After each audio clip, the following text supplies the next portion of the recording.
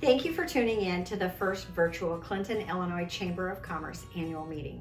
My name is Marian Broussard, and I'm the Executive Director. And I'm Lacey Phelps, the Marketing and Tourism Coordinator. Together, we'll be your hosts for this meeting. Our bylaws state that we must hold an annual meeting early in the fiscal year.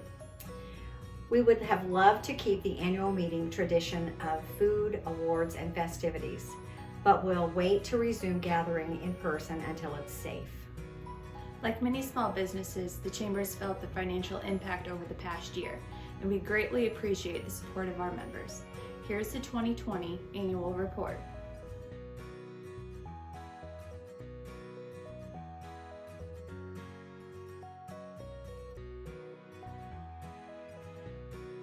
We'd like to thank our annual meeting sponsors, Baum Chevrolet Buick, Exelon Clinton Power Station. They're both strong business leaders in our community, and we're thankful for their sponsorship. We invite you to find out more about Baum Chevrolet Buick and Exelon Clinton Power Station on the Chamber's website, clintonilchamber.com. I'd like to introduce Josh Schaffner, the Clinton Chamber's president for 2020 and 2021. Josh is also the president of First National Bank and Trust Company here in Clinton. Josh? Welcome. On behalf of the Board of Directors of the Clinton Chamber of Commerce, welcome to our 2021 virtual annual meeting. I appreciate you taking the time to watch the annual meeting today, as I know many of you are suffering from virtual meeting fatigue. Chamber bylaws require that we hold the annual meeting in the first quarter of the new calendar year, so we were forced to make a decision on the structure a couple months ago. It's still our hope that we would be able to have an in-person appreciation event later this year. For those of you who do not already know me, my name is Josh Schaffner, and I'm the current president of the Chamber Board. You may recognize me more from my role as president of First National Bank and Trust here in Clinton. I filled the Chamber role in the middle of 2020 following the departure of our past president, Gabe Goldsmith. Gabe had a new opportunity that took him out of state. He was a great contributor to the board, and we appreciate his time with us and wish him nothing but success going forward. In addition to Gabe, I'd like to personally recognize and thank the following board members for their service, as they each retired from the board at the end of 2020. Janelle Baum Thomas of Baum Chevrolet served for 6 years while holding the dual role as secretary for 5 of those years. Stephanie Torbert with DeWitt Savings Bank completed 6 years on the board, and Byron Connor with the Clintonia Eagle Theater stepped away after completing a 3-year term. Thank you to Janelle, Stephanie, and Byron for your time and service to promote our members and the community. The Chamber is a better place because of your service. With the retirement of these 3 members, brings 3 new members to the board in 21. We welcome Brian Huffer with United Way, Megan Morge of CMP Custom Printing, and Jared White with WHOW Radio. Jared has served on the board previously and was able to jump right in serving as vice president in 2021. In addition to Ryan, Megan, Jared, and myself, we have 5 other board members who continue their terms in 2021. Paul Scowron of the Warner Hospital and Health Services is our treasurer. Rachel Brewer of Richland Community College is our secretary. And Connie Lovett from Lovett Once More, Brad Barton of Ace Hardware, and Brett Nauman of Exelon round out our 9-person board. Thank you to each of them and their companies for their commitment to the Clinton Chamber of Commerce. I think the board members would concur with me that we are very fortunate to have 2 committed employees that work hard every day to make the Chamber successful. I'm pretty sure you all know Marian Broussard, our executive director. Marian has worked endlessly with local businesses for over 20 years at the Chamber, and this is more than just a job for her. It's a commitment to the community. She goes to great lengths to meet the needs of our members and provide information and services that can be helpful to them moving their business forward. But she couldn't do it all without the assistance of Lacey Phelps. Lacey's the first person you see when you come to the Chamber, takes care of the technology, member communications, and much more than we ever see. Thank you to Marian and Lacey both for all that you do for the Chamber. I don't think that I have to tell anybody listening here today about the challenges of 2020. We've all seen local businesses that had to close their doors. some temporarily, and some have not been able to reopen. We've seen businesses reinvent themselves. We've seen businesses develop new product lines and be creative to survive while transitioning how their customers are served to ensure the health of their employees and their customers. I'm confident we've all been impacted by COVID-19 personally as well, with friends and family who have been ill. It's our hope that we continue to see positive case numbers decline, vaccinations increase, and hopefully a sense of normalcy return a little bit more with every passing day.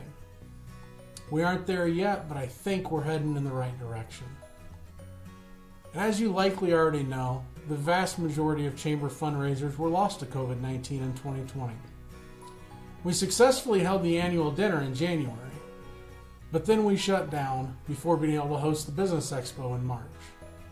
The 3-on-3 basketball tournament, golf outing, May Days, and our biggest fundraiser of the year, the Haunted House, would all fall to cancellation due to COVID-19, as did the community's largest fundraiser that affected numerous organizations, the Apple and Pork Festival, which is annually hosted by the Homestead Museum. But Marion and Lacey never gave up. They were able to reschedule the golf outing on a beautiful September day, had a successful drive-through monster dinner at the Haunted House, utilized Frankie's escape room, and instituted a window decorating contest in lieu of the annual Christmas parade.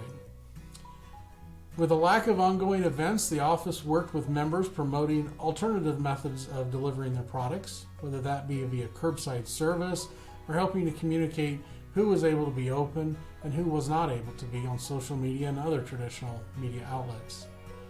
In the midst of a mind-numbing amount of safety and health information, they worked to provide accurate and timely information to members to keep employees and customers safe.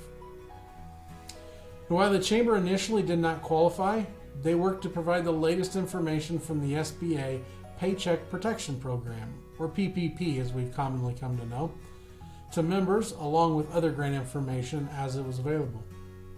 With the loss of so many income-producing events in 2020, the Chamber did have to rely on reserves when the income stopped in March.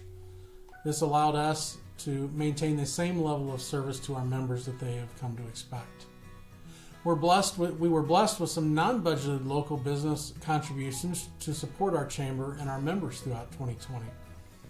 We were very excited when the second round of PPP funds opened up in a manner that allowed the Chamber to participate, providing a welcome boost.